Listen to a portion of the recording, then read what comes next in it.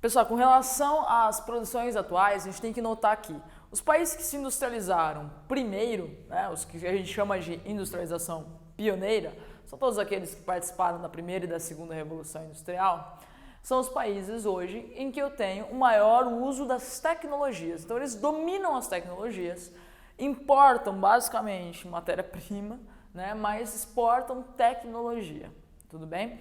Esses países têm indústrias de automóveis principalmente, mas também de celulares e de indústria farmacêutica, tudo bem? Eles são muito ligados a tudo que é tecnológico.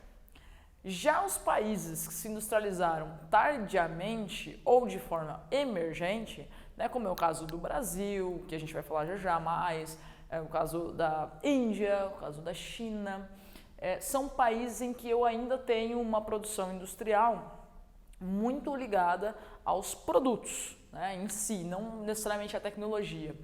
E aí eu vou ter uma produção na China, por exemplo, né, de brinquedos, produtos de informática, mas não necessariamente de informática, mas de montagem mesmo desses produtos, né? E nesse sentido, é importante a gente notar que a China e a Ásia como um todo se destaca por mão de obra barata. E os Estados Unidos, por exemplo, adora uma mão de obra barata que não seja no seu próprio território, lógico, né? Assim, a China, que é um sistema, né, bastante bizarro, porque a gente classifica como socialismo de mercado, estranho, né, minimamente estranho, que só vai se industrializar a partir do governo do Deng Xiaoping, que é a partir de 1970.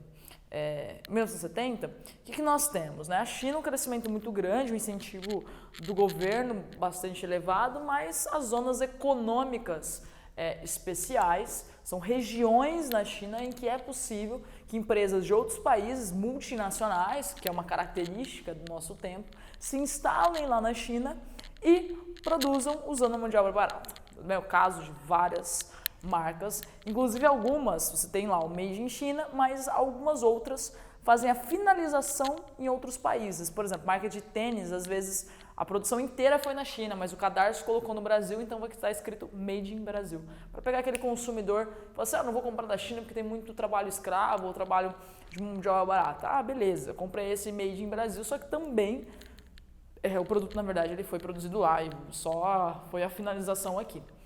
Bom, também tem as maquiladoras, que são as empresas, essas que só fazem a finalização do produto ou só a montagem dele.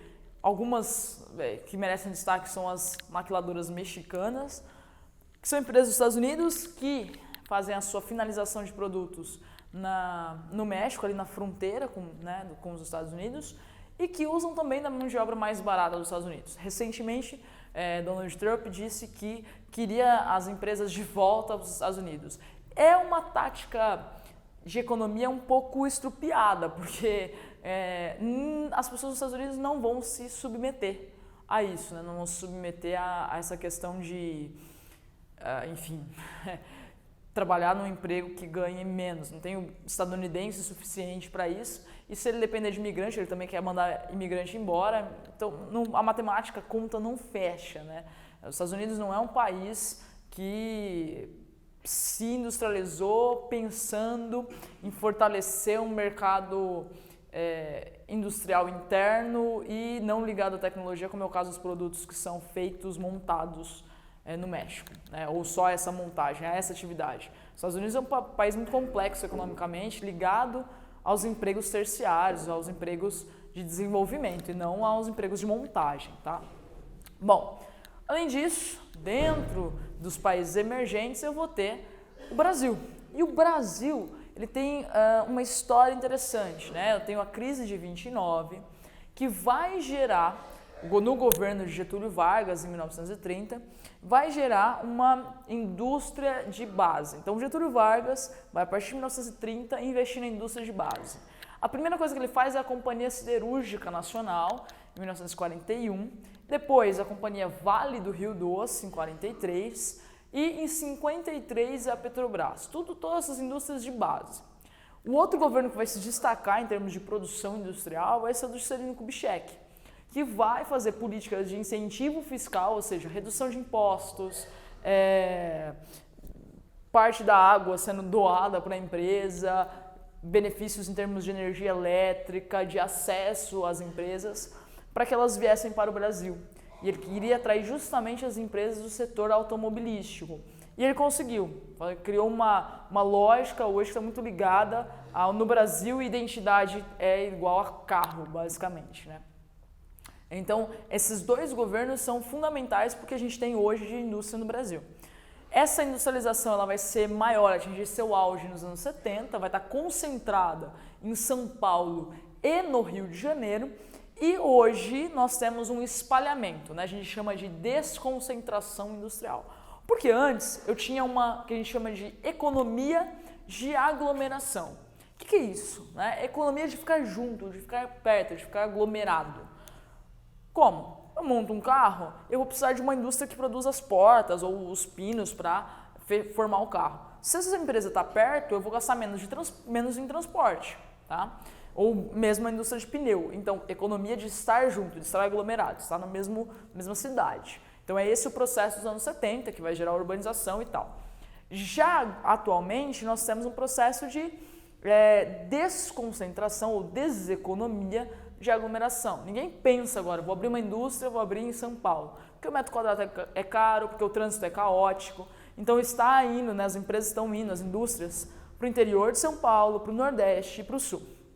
Tudo bem? Então, deseconomia de industrialização gera uma desconcentração industrial. Além disso, a ONU, o ano passado, na verdade em 2015, né, alertou que o Brasil vive um processo de desindustrialização precoce. Isso acontece quando o país não atinge toda a sua indústria e vem em declínio. Isso é muito culpa não apenas do governo, mas da própria indústria que não investiu em inovação.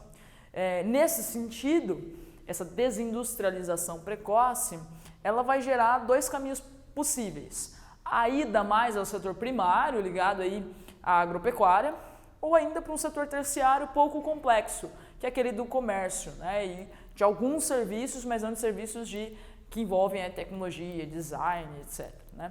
Então, hoje a situação brasileira é bastante complicada no setor industrial. Né? Esse é o quadro que a gente tem em geral, em termos de produções, pontuando aí as principais do mundo, um foco maior no Brasil, porque aparece às vezes, sempre ligando com as questões de migração ou com as questões de urbanização. Bom, é isso. Um grande abraço.